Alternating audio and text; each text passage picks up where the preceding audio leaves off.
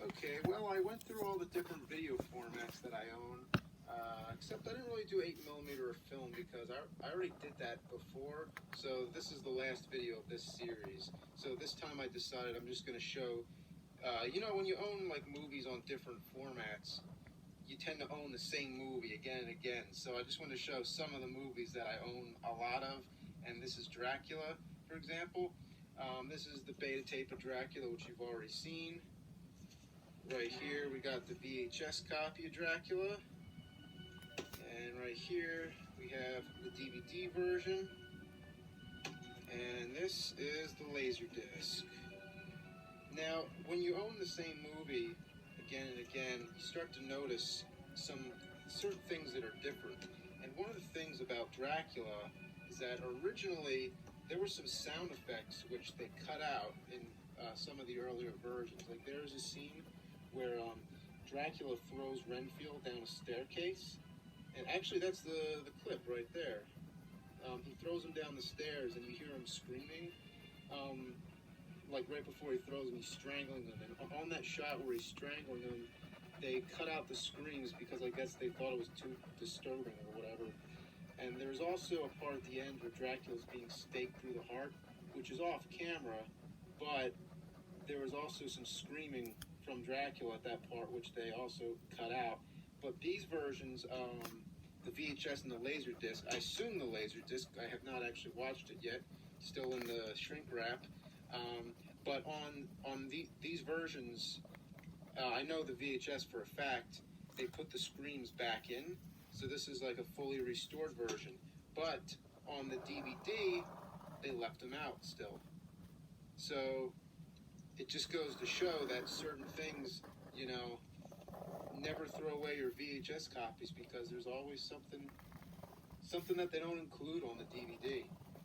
I like the covers on both of these. It's cool to see the Laserdisc because you start to see more of the picture, basically. It's almost the same size. Like look at that.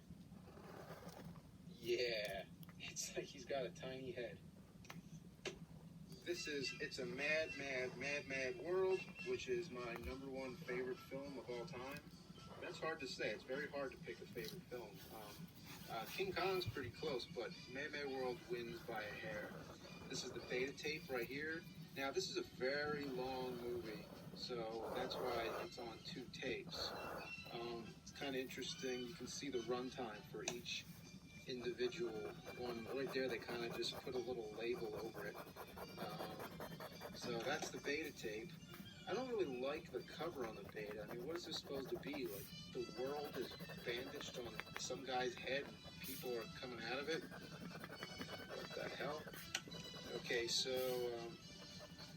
I like this cover, though. I think this is very cool. It's very tasteful. It's got the golden MGM thing on the top. Cool artwork right there with all the characters in it. So that's very cool. And of course, it's still two tapes, and they're packaged together. This is another VHS version of it, which this is a later version. I don't like the cover as much on this one. It's just all the characters' faces, which, I mean, it's okay. Sometimes you notice that the runtime is different. Like this one's 3 hours 2 minutes, whereas I think the earlier VHS tape is 3 hours and 8 minutes. So the movie's always had different runtimes as it's going on. In fact, the DVD is the shortest of all, 2 hours and 41 minutes, which I actually think helps this movie because it is very long and most of it happens in real time. Like the whole movie takes course over one single day, and which is what I think is really cool about it. Here's the Laserdisc, and the Laserdisc is just gorgeous. I mean, look at that.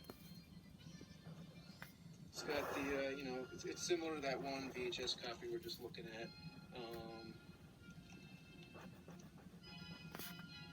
Yeah, it's just really cool, I think.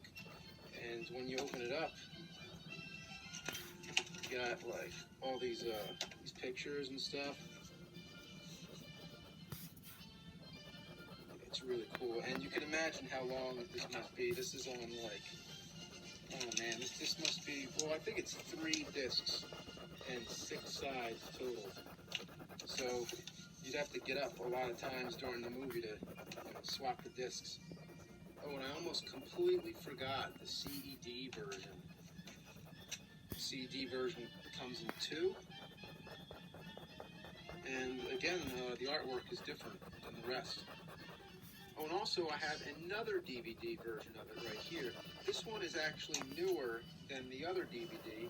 They're both the same exact movie, like the same cut, but the bonus features were taken off for the newer DVD. It only goes to show that some DVD editions don't get better, they only get worse. And that is really stupid. Oh, and at last we have the vinyl record. Yes, the soundtrack album. And this album has one of the greatest lyrics of all time. I know it may sound jerky, but in Turkey, oh, it's turkey. Yes, they just said that. And now for the #1 movie that I own the most copies of is King Kong. We'll start with the beta version. Now, this is actually a VHS cover. See, VHS?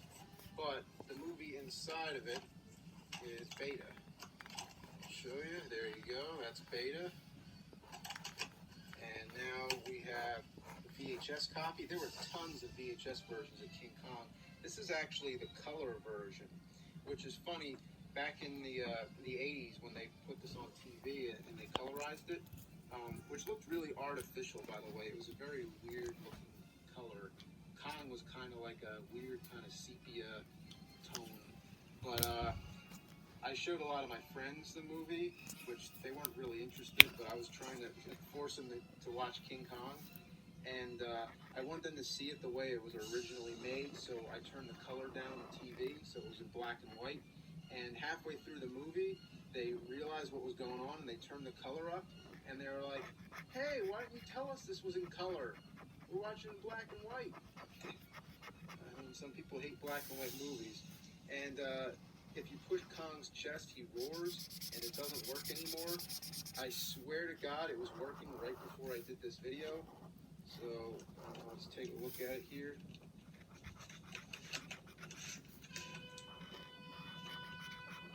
Yes, this is like the speaker, and you push his chest, and those are the batteries, I guess. So it's really just dead. I don't know. Maybe one day, if I can get new batteries for it, Kong will roar again. This is the DVD version, which is the box set. This is Kong, Son of Kong, Mighty Joe Young, and King Kong has a second disc on it, which has a documentary about the making of the film, which is one of the best documentaries about filmmaking I've ever seen. It just blows your mind. Highly recommend the DVD. This is the Laserdisc version of Kong, which has a really cool cover. It's always funny how he's so much bigger than the buildings and some of the artwork and the covers. But really cool looking Laserdisc. And then, of course, we have the CDD, which you've already seen. One of these buildings like made of chocolate. That's the CED, and then the craziest of all, this is King Kong on 16mm film. Believe it or not, I have 2 copies of this on film. The other one was really shitty, so this one's a better print, and it's on 3 reels. Actually, it was on 2 reels, but I spliced it onto 3 because the reels were so heavy it was slowing down the projector, and it was actually, the image was jittering a lot. So I fixed that. I put it on 3. And the craziest thing of all I did with this film, this was a huge project. It took me all day and all night.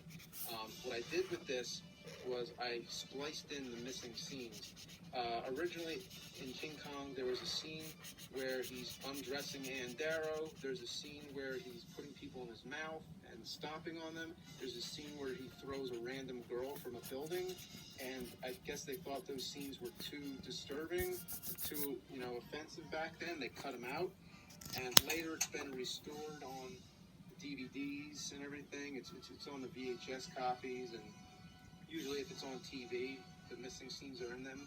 But on film, usually it's pretty hard to find those missing scenes. So I got an outtake reel that was all of the missing scenes in the movie, and I actually went by hand frame by frame and spliced back in all those missing scenes. So it's sort of like, literally, like I rewrote history. So this is a complete version of King Kong now, completely intact.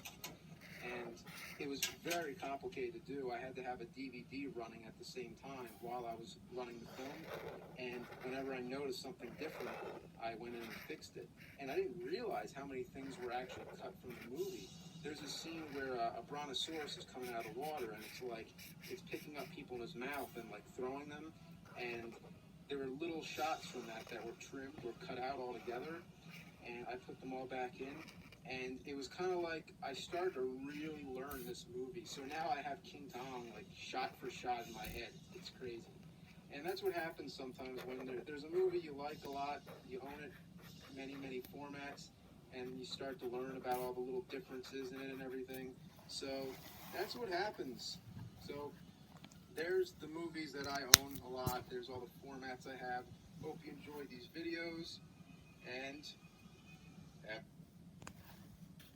okay, well, I went through all the different video formats that I own, except I didn't really do 8mm of film because I already did that before, so this is the last video of this series. So this time I decided I'm just going to show, when you own like movies on different formats, you tend to own the same movie again and again. So I just want to show some of the movies that I own a lot of, and this is Dracula, for example. This is the beta tape of Dracula, which you've already seen. Right here, we got the VHS copy of Dracula.